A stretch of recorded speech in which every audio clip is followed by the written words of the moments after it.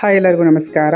Healthy ಆಗಿರಬೇಕು, crispy ಆಗಿರಬೇಕು, ಸಂಜೆ ಟೀ ಜೊತೆಗೆ ಸೂಪರ್ ಕಾಂಬಿನೇಷನ್ ಆಗಿರಬೇಕು ಅಂತಂದರೆ ಈ ಹೆಸರು ಕಾಳಿನ ವಡೆ ಒಮ್ಮೆ ಟ್ರೈ ಮಾಡಿ.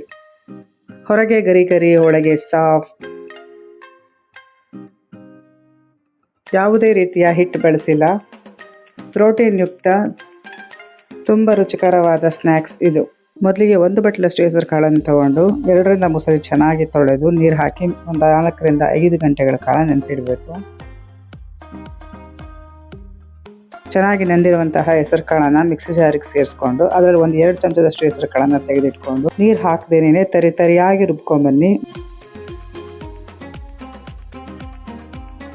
ನೋಡಿ, ಈ ರೀತಿ ಇದ್ದರೆ ಸಾಕು. ಇದನ್ನು ಒಂದು ಮಿಕ್ಸಿಂಗ್ ಬೌಲ್ಗೆ ಸೇರಿಸ್ಕೊತಾ ಇದ್ದೀನಿ.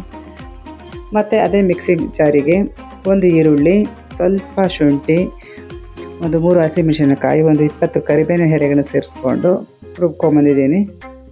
ನೀವು ಬೇಕಾದರೆ ಸಣ್ಣಗೆ ಸಹ ಹೆಚ್ಚು ಸಹ ಸೇರಿಸ್ಕೋಬೋದು. ಇದಕ್ಕೆ ಈಗ 2 ಚಮಚದಷ್ಟು ಕೊತ್ತಂಬರಿ ಸೊಪ್ಪು, 1-2 ಚಮಚ ಪುದೀನ, 1-2 ಚಮಚದಷ್ಟು ನೆನೆಸಿದಂತಹ ಕಾಳು, ರುಚಿಗೆ ತಕ್ಕಷ್ಟು ಉಪ್ಪನ್ನು ಹಾಕಿ ಕಾಳನ್ನು ಸ್ವಲ್ಪ ಕೈಯಿಂದ ಈ ಥರ ಚೆನ್ನಾಗಿ ಎಲ್ಲ ಹಿಟ್ಟನ್ನು ಮಿಕ್ಸ್ ಮಾಡ್ಕೋಬೇಕು. ಇದಕ್ಕೆ ನಾವು ಯಾವುದೇ ರೀತಿಯ ಅಕ್ಕಿ ಹಿಟ್ಟು, ಕಡಲೆ ಹಿಟ್ಟು ಅಥವಾ ಮೈದಾ ಹಿಟ್ಟು ಯಾವುದನ್ನು ಬಳಸಿಲ್ಲ.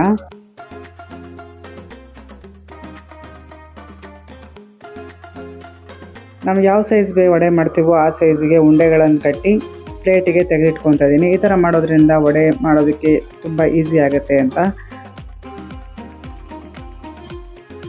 ಎಲ್ಲ ಹಿಟ್ಟನ್ನು ಉಂಡೆಗಳಾಗಿ ಕಟ್ಟಿ ರೆಡಿ ಮಾಡಿ ಇಟ್ಕೊಂಡಿದ್ದೀನಿ.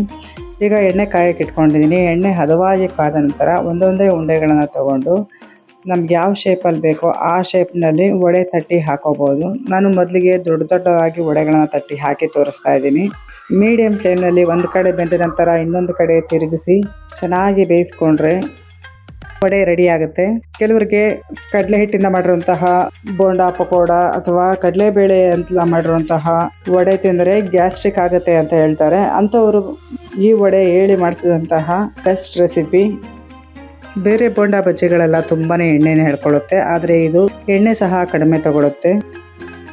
ನಾನು ಮೊದಲಿಗೆ ದೊಡ್ಡ ವಡೆಗಳಾಗಿ ಮಾಡಿ ತೋರಿಸಿದ್ದೆ. ಈಗ ಮಾಮೂಲಿಯಾಗಿ ಪುಟ್ಟ ವಡೆಗಳಲ್ಲಿ ಆಂಬೊಡೆ ಥರ ತಟ್ಟಿ ತೋರಿಸ್ತಾ ಇದ್ದೀನಿ. ನಮ್ಗೆ ಯಾವ ಶೇಪಲ್ಲಿ ಬೇಕೋ ಆ ಶೇಪ್ನಲ್ಲಿ ನಾವು ತಟ್ಟಿ ಬೇಯಿಸ್ಕೋಬಹುದು. ಇಷ್ಟೇ ನೋಡಿ, ತುಂಬ ಸುಲಭವಾಗಿ ಹೊರಗಿನಿಂದ ಗರಿಯಾಗಿ ಒಳಗೆಯಿಂದ ಹೆಸರು ಕಾಳಿನ ವಡೆ ಸವಿಯಲು ಸಿದ್ಧ. ಚಟ್ನಿ, ಟೊಮೊಟೊ ಸಾಸ್, ತೆಂಗಿನಕಾಯಿ ಚಟ್ನಿ ಎಲ್ಲರ ಜೊತೆಗೂ ಸಹ ಹೊಂದ್ಕೊಳ್ಳುತ್ತೆ. ರೆಸಿಪಿ ಇಷ್ಟ ಆಗಿದ್ರೆ ಲೈಕ್ ಮಾಡಿ, ಶೇರ್ ಮಾಡಿ, ಹಾಗೆ ಕಮೆಂಟ್ ಮಾಡೋದನ್ನು ಮರಿಬೇಡಿ. ಇನ್ನಷ್ಟು ಸುಲಭ ಹಾಗೂ ಆರೋಗ್ಯಕರವಾದ ರೆಸಿಪಿಗಳಿಗಾಗಿ ನಮ್ಮ ಪೇಜ್ ಫಾಲೋ ಮಾಡೋದನ್ನು ಮರಿಬೇಡಿ. Thanks for watching.